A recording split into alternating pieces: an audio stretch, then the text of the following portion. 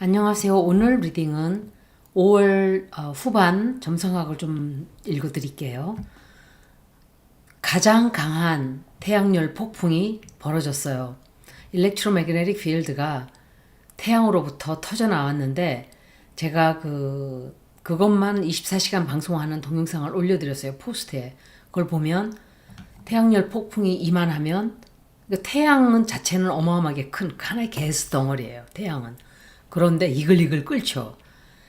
정말 너무 신비스럽다고도 볼 수 있지만 그 태양열 폭풍이 펑 하고 나올 때 이만하다면 지구는 딱 제 손톱 사이즈만 밖에 안 돼요. 그러면 태양도 아니고 태양열 폭풍이 터져 나오는 그 점을 흑점, 그게 이제 흑점이 되거든요.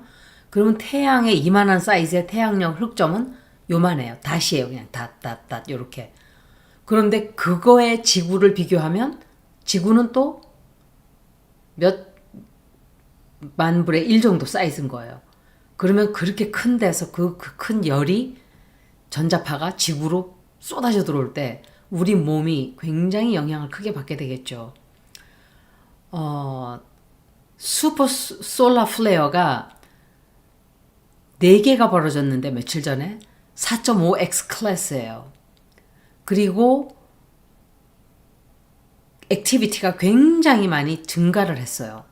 그러니까 이런 것들은 우리가 먹는데 음식 먹는데도 지장을 주지만 정신적으로 또 육체적으로 생각하는데도 혼란이 오고 또 대화하는데도 혼란이 오고 온몸이 아파요. 사람들이 많이 싸우기도 하고 사람들이 분열이 혼란스러움이 가중이 되는 거예요. 제가 이틀 전인가 누가 얘기를 하면서 운동을 하면서 그 언덕을 내려가는데 독수리가 언덕 위로 슉 하고 올라왔어요.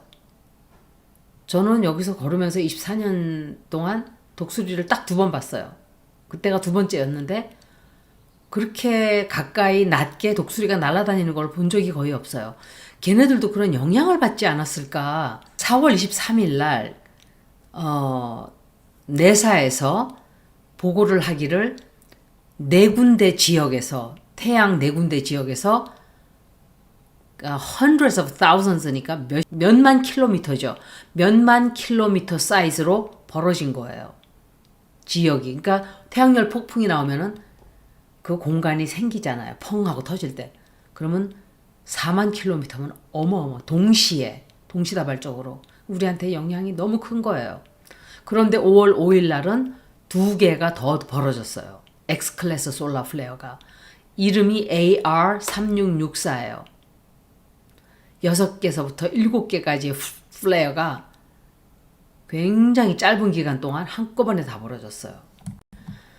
그리고 그 솔라 플레어들은 지구에 들어올 때 육지로 그냥 딱 표면으로 올라오지 않고 땅속으로 먼저 들어가요. 땅속으로 먼저 들어가서 5일, 7일 걸리면 이제 올라와요. 그때 지진을 굉장히 많이 발생을 하게 만들어요. 지금 현재 21세기에 들어서는 가장 강력한 지오매그네틱 스톰이 이제 5월 10일부터 5월 13일, 5월 12일까지 그러니까 어느 지역인가에 따라서죠. 5월 10일, 5월 11일 그때부터 5월 12일, 5월 13일까지 가장 강력한 2003년도에도 좀 있었다 그래요. 그때는 전기가 많이 나갔어요. 굉장히 많은 지역에. 그런데 지금은 다르죠. 그때랑은. 지금은 모든 게 다 GPS를 사용하고 자동차에 그리고 인구가 더 밀집이 돼 있고 20년 뒤니까 어마어마한 차이가 있죠. 인구도 어마하게 많이 늘었고 또 셀룰라이트도 많이 늘었고 또 자동차들도 모두 다 전기 자동차도 있지만 디지털로 다 돼 있는 거예요. 그래서 영향을 좀 많이 받을 수 있어요. 온 세계에 오로라가 굉장히 많이 보였을 거예요. 많이 봤다 그래요, 사람들이. 저는 자느라고 못 봤는데 밤중에 깨어서 바깥에 나갔던 분들은 혹은 낮에도 오로라를 많이 봤을 거예요. 우리 지구의 그냥 그 모든 면에서 지구가 안정이 안 되는 기간인 거예요. 그래서 우리도 마음이 안정이 잘 안 될 거예요. 5월 18일 날은 천왕성과 목성이 뭐 결집을 해요. 이렇게 결합이 되는데 서로 만나는 거죠. 그때 솔라 플레어가 같이 벌어진다면 어쩌면은 굉장히 대지진이 생길 수도 있는 기간이 될 거예요. 그런데 정말 큰 이벤트는 8월 달에 벌어질 거예요. 제가 그거는 나중에 7월 말일 때 가서 8월 달 거를 읽어드릴게요. 그때가 굉장히 지켜봐야 되는 달이 돼요. 이때 많은 사람들이 영적으로 깨어나든지 아니면 아비규환으로 그런 정신없는 삶을 살게 되는 그렇게 돼요. 사람들이 자기의 마음을 잃어버리고 엄청난 불안감으로 살게 돼요. 굉장히 불안한 달이 될 거라고 제가 그랬죠. 올해는 다 그래요. 그런데 8월 24일부터 내년 4월 25일, 아니 그러니까 내년 4월 달, 2025년 4월 달까지도 역시 솔라 맥시멈이 굉장히 강한 기간이 될 거예요. 사실은 2025년도에 있을 거라고 했지만 2024년도에 벌어지고 있다고 제가 말씀드렸었어요. 5월 13일은 태양과 천왕성이 만나는 날이에요. 이때는 우리의 오래된 관습, 우리의 오래된 습관들 이런 것들이 좀 흔들리게 되는 그런 것에 타격이 들어오는 날이래요. 5월 16일은 금성이 21도 각도로 황소 자리에서 만나게 돼요. 이거는 디지털 화폐를 뜻하는 영향을 우리에게 끼치게 돼요. 왜냐하면 토러스를 다스리는 행성이 비너스예요.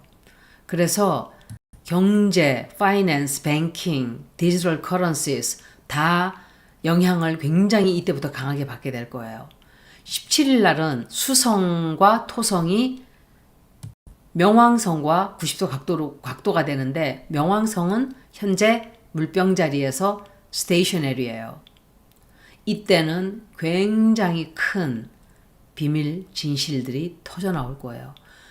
오랫동안 숨겨져 있던, 제가 계속 이 말씀을 드렸었어요. 거의 1년여 정도가 비밀들이 어마어마하게 다 터져 나온다 그랬는데 정말 우리는 상상도 하지 못하던, 생각도 못했던, 꿈에도 알 수 없었던 그런 비밀들이 다 터져 나오고 있죠. 앞으로 더 터져 나올 거예요. 그러면서 혁명이 되는 거예요. 사람들은 분노하게 되고 사람들은 이제 목소리를 크게 내면서 바꿔야 된다, 세상이 바꿔야 된다 이렇게 외치기 시작을 하게 되는 거예요. 제가 지금 이거 방송을 하고 있는데도 너무 아파요, 다리가. 그러니까 계속 아픈 게 아니라 전기 흐르듯이 그렇게 아파요. 여러분들도 아프다는 분들이 많았는데 이게 전자파가 굉장히 많이 들어와서 이런 거예요. 우리 몸이. 18일은 태양과 목성이 28도 각도로 황소 자리에서 만나고 금성과 천왕성이 역시 황소 자리에서 만나요. 이것은 우리가 사물을 바라볼 때 전혀 다른 각도에서 보게 되는 거예요. 새로운 눈으로 우리 인생을 살게 되고 새로운 방향에서 사람들이 변화를 느끼게 돼요. 지금 경제적으로 온 세계가 다 힘들어지고 상당히 어려운 시간을 거쳐가고 있는데 제가 얼마 전에 아마 제3의 세계들 third world country 그러니까는 디벨롭 되지 않은 나라들 그런 나라들이 오히려 더 좋을 수가 있다고 했던 이유가 바로 이거예요. 경제가 굉장히 많이 발전되어 있는 나라들은 지금 힘든 시기인 거예요. 가난한 나라는 디지털화가 안 되어 있기 때문에 그냥 비슷할 거예요. 그들의 환경은. 디지털 화폐를 가려고 미국은 굉장히 하겠지만 명왕성과 디센트럴라이제이션을 말해요. 그러니까 모든 게 센트럴 뱅크로 온 세계가 다 통제하에 있었다면 앞으로는 그렇게 안 될 거예요. 분산화가 될 거예요. 앞으로는.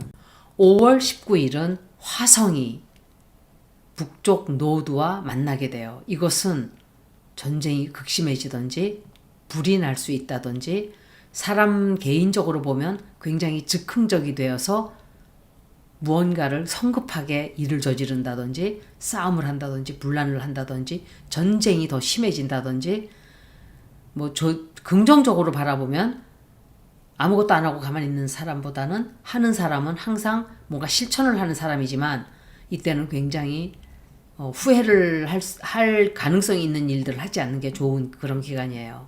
세드나라는 행성이 4월 27일 날 제미나이와 딱 만났어요. 살짝. 그리고 20날 태양과 세드나가 0도 각도로 0도 20분 거리 각도로 만나요. 그래서 세드나는 그 자리에서 2067년까지 머물게 돼요. 거의 움직이지 않는 행성이에요. 세드나는 굉장히 큰 변화를 얘기를 해요. 명왕성과 물병자리도 대변신이지만 세드나도 그렇죠. 우리는 개혁, 변혁, 개벽의 시대를 거치게 되는 거 맞아요. 앞으로는 어떤 시대가 전부 다 바뀌게 될지 저도 다 모르지만 우리 몸이 이렇게 아프고 지구에 이렇게 많은 에너지가 쏟아져 들어오고 지구는 우리와 한 몸이에요, 사실은. 그런데 그 지구에다가 여러분들은 쓰레기를 버리고 지구를 파서 먹으면서 그거 당연하다고 생각을 해요. 근데 지구와 우리는 한 몸이에요. 그것만 기억하면 지구를 그렇게 함부로 파헤치고 망가뜨리고 쓰레기를 버리고 할 수 없을 거예요. 그리고 세드나라는 행성이 아버지가 손가락을 다 자르는 바람에 바닷속으로 빠졌단 말이에요. 바닷속으로 들어가서 바닥에 떨어져서 새로운 다른 바다 생물로 태어났어요. 이 세드나라는 여신이. 그런데 제가 생각할 때 이것이 뜻하는 것은 많은 지구들이, 지구에 있는 땅들이 바닷속으로 가라앉게 되는 걸 뜻하는 게 아닐까. 아마도 그런 일들은 이제 부쩍 우리에게 빨리 다가오게 될 거예요. 그린란드인가? 그 땅이 다 녹으면 우리는 이제 본격적으로 땅이 가라앉기 시작하는 것을 우리가 보게 될 거예요.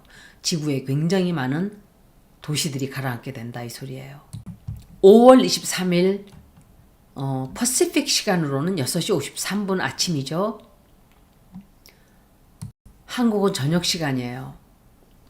태양과 달이 사수자리에서 보름달로 만나게 돼요.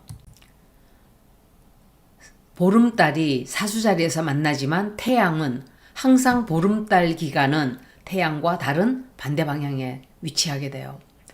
그래서 태양은 25도 각도로 쌍둥이 자리에 있고 달은 사수자리에서 있게 되는데 사수자리는 목성이 다스리는 자리예요.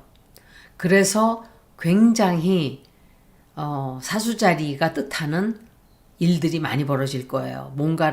미래를 우리가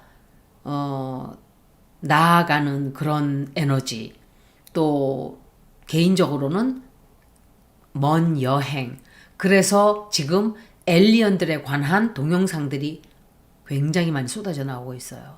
그래서 우주에서 쏟아져 들어오는 정보들, 갈랙틱 센터에서 들어오는 정보들, 이런 굉장히 많은 것들을 우리는 듣게 되고 알게 되고 또 우주에서 벌어지는 새로운 정보들을 많이 알게 될 거예요. 이 기간 동안.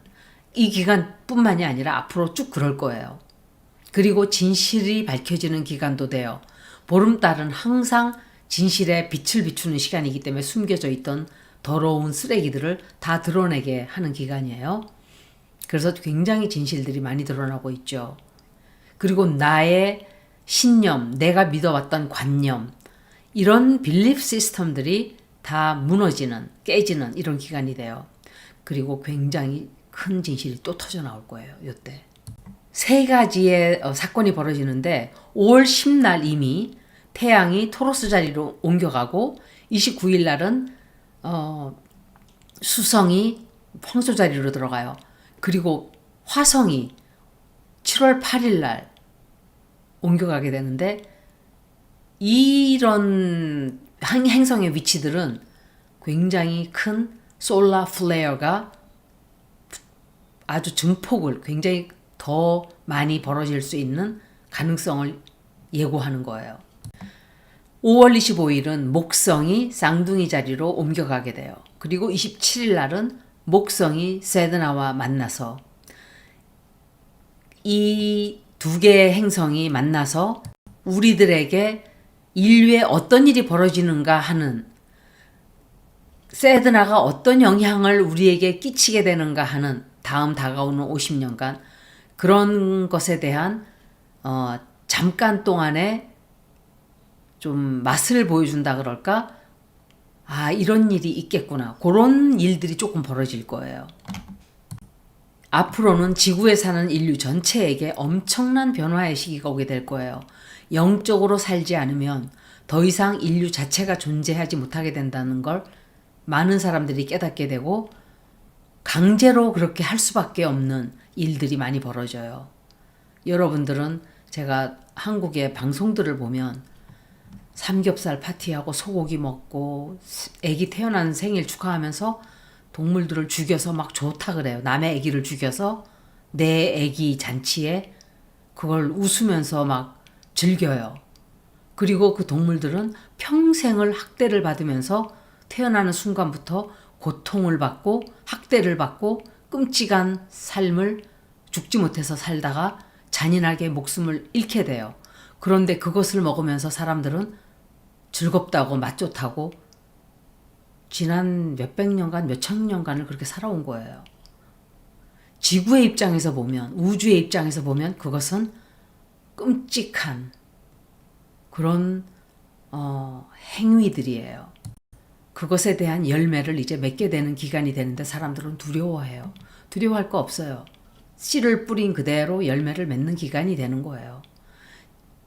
벌을 받지 않으면 이상한 거죠. 지구에 존재하는 모든 생물, 모든 동물들은 존재의 이유가 있어요. 그게 인간을 위해 희생하는 게 그게 이유가 아니에요. 그들의 나름대로 이유로 존재하는 거지 인간을 위해서 존재하지 않아요. 기독교적인 사고방식은 인간이 모든 동물들을 다스리고 이 지구상에 있는 그 모든 것들은 인간을 위해서 존재한다고 가르쳐요. 그건 잘못된 논리예요. 그들을 잡아먹기 위해 있다라고 가르치는 것은 굉장히 잘못된 거예요. 그들은 우리를 위해 희생하기 위해 태어난 존재도 아니고 우리에게 그렇게 학대받아도 되는 그런 존재가 아니에요. 왜 이런 말을 하는가 하면 약자들을 사람들이 함부로 하고 가난한 사람들을 부자들이 학대하고 그럴 때 여러분들은 가해자들을 욕을 해요. 가해자들을 손가락질해요. 그런데 여러분들도 똑같아요. 여러분들도 똑같이 타인에게 그렇게 해요. 나보다 약한 자, 내가 그렇게 해도 된다고 생각하는 존재. 다 그러지는 않지만 85%의 사람은 그렇게 해요. 우리가 남에게 고통당하고 남에게 매를 맞고 남이 우리를 노예 삼고 마구 때리고 괴롭힐 때 그 피해자들은 가해자들을 향해서 그런 얘기를 할 거예요. 나한테 그렇게 하지 마라. 그런데 힘이 없으니까 당하는 거예요. 당하고 싶어서 당하는 사람은 아무도 없어요. 아무도 없어요. 한 사람도. 동물도 똑같아요.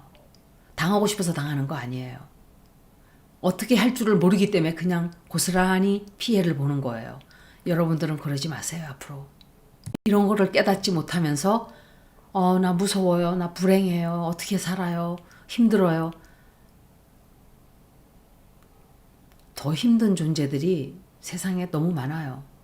가해자들의 논리는 자신만을 위해서 자신의 행위를 합법화하고 정당화하고 자신을 위로하기 위해 떠버리는 변명만을 늘어놓죠. 그리고 어떤 사람들은 자비적으로 살생을 했다 이렇게 얘기를 해요. 도살장에서 인간적으로 죽이면 괜찮다 이렇게 얘기를 해요.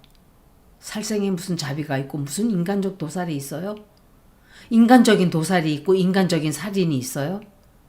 디슨 데스라는 것도 있죠. 물론 안락사 같은 것들. 그렇지만 우리가 하는 건 인간적 도살이 아니잖아요. 고기 먹는 사람들은 채식인들에게 식물도 느낀다. 식물도 먹지 마라. 이렇게 얘기를 해요. 정말 야비한 사람들이에요. 그런 말 하는 사람들은. 그럼 우리들 보고 자살해 죽어라 이런 소리를 하는 거죠. 그것은 고기를 먹는 자책감을 우리들에게 쏟아붓는 거예요. 채식하는 사람들에게. 꼭 끊지 못하겠다면 좀 줄여야 돼요. 이것은 걔네들만을 위한 것도 아니고 인간을 위해서도 종의 기원이라는 것은 종이 점점점 줄어들고 종의 종류가 다양하지 않을 때 멸종이 와요. 지구가 모든 동물이 다 멸종을 해요. 그때는. 지금 그런 시기인 거예요. 제가 볼 때. 조금 더 가면 이대로 우리가 바뀌지를 않기 때문에 아마 저는 거의 멸종에 가까운 시간이 오지 않을까 그렇게 생각해요. 근데 두려워할 건 없어요. 저는 두렵지 않아요. 그런 시간이. 예전에는 하루 종일 사냥을 하고 자신의 목숨을 내놓고 사냥을 하면서 자기도 죽을 때가 있어요. 동물들도 사냥할 때는 자기가 뿔소에 들이받쳐서 사자도 찢어지고 죽어요. 지금은 그게 아니잖아요. 지금은 그냥 평생을 괴롭히다가 잡아먹는 거예요. 그렇게 하지 말라는 거예요. 소들을 기계 위에다 올려놓고 그 많은 소들을 기계로 젖을 짜서 아이들이 칼슘을 먹어야 되기 때문에 이렇게 하는 거예요. 우리 아이들 칼슘 마셔야 돼요. 자라는 아이들은.